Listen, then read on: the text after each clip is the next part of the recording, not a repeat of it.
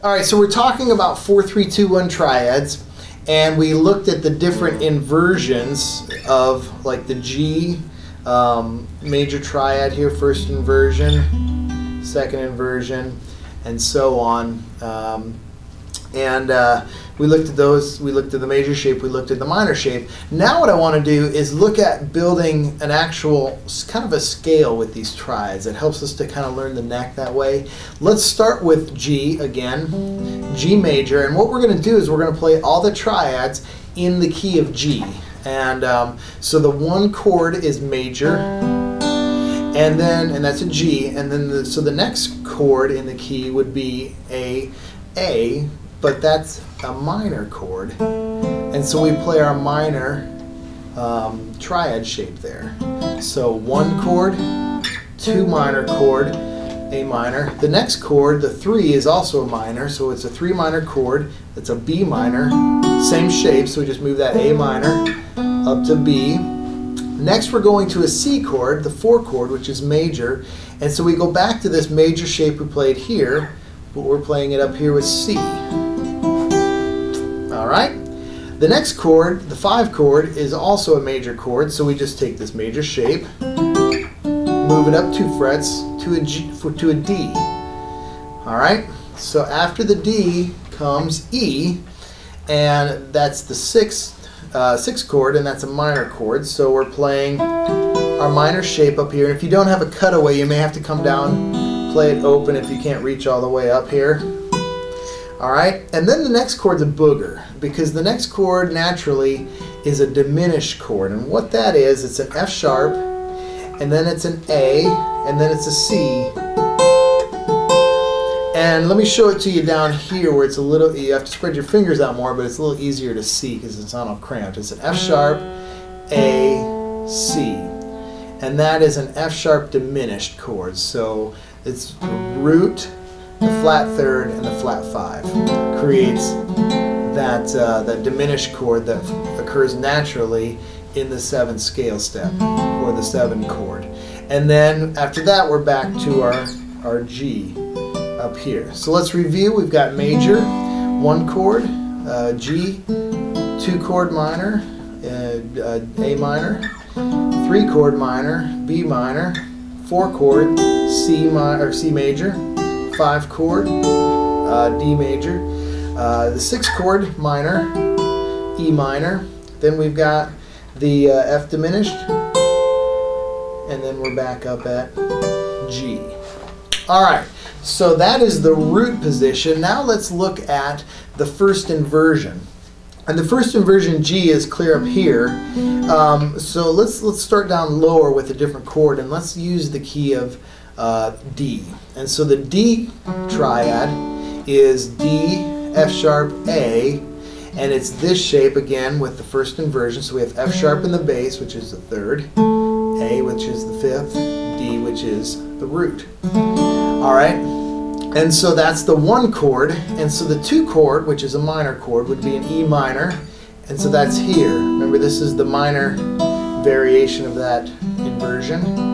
So we've got the 1 chord, D major, then we got E minor. Next chord would be F sharp minor, the 3 minor chord, F sharp minor. Then we're back to our major shape for G. And what you need to remember is your root is on this string, so you need to know D, E, F sharp, G. So it helps to know those notes on those strings. Alright, 4 chord is major, it's a G, and then we move to our 5 chord. Alright, so the 5 chord is A. After A we move up to B, which is minor. The 6 is a minor chord. 6 minor, B minor, and then we've got our diminished again, and that looks like this. We've got an E, we've got an E and a G and a C sharp, which is really kind of crazy, but the C sharp is the root, and then we've got the E is the 3rd, flat 3rd, and the G is the flat 5. And so it's diminished, but look what we actually have here.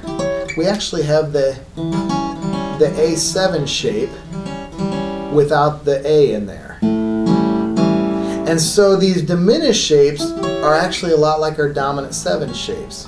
This just happens to be an A7 without the A in the bass. So this C sharp diminished 7 in this inversion looks a lot like the A7, and it functions the same way because as we play that, it needs to resolve and it wants to go back here to the D. Alright, so let's review that mess of chords there. So we start again with the D major, the 1 chord, the 2 chord is minor, E minor, 3 chord is minor, F sharp minor, G chord is major, that's a 4 chord, 5 chord is major, A. Then we go to the 6 minor, which is B minor, and then we've got our diminished shape, which is actually kind of like our A7 there, which wants to resolve back to our D up there. Alright, we're almost there. Now we need to look at the second inversion, which puts the 5th in the bass. What we can do is we could use this one. We could use the G or the D, but let's use the A because the A is kind of a natural shape we already know. So the key of A, rather than starting up higher here like on the D or up on the G. So we're going to use A as our key center. So in the key of A, the 1 chord of course is A, and it's a major. And then remember our minor shape is just that A minor. So we move from A to B. And again, our root is on the 3rd string here, so A, B, C sharp, D, E, F sharp, G sharp, and then A. That's kind of the pattern we're going to be heading up. So we have A, major, 1 chord, 2 chord is minor, B minor. All right, 3 chord is minor, so we just move this minor shape up to C sharp minor. Then we have a D, so we're back to our major shape. You don't have to play it like this if you don't want to. You can play bars if you want. D major, 4 chord, 5 chord is major, that's an E. 6 chord is major, or minor as well, so we're up here on the F sharp minor. Alright, and then we're on the diminished chord, which is it looks like a D shape actually, just the kind of little triangle, but we're playing it here, and it creates the G sharp diminished, which wants to resolve then back to the 1 chord, back to the A. So let's review that. 1 chord, 2 minor, 3 minor, 4, 5, 6, 7, 1. So A, B minor, C sharp minor, D, E, F sharp, G sharp diminished, back to A. Make your head hurt? Mine too. Alright, let's go ahead and break there.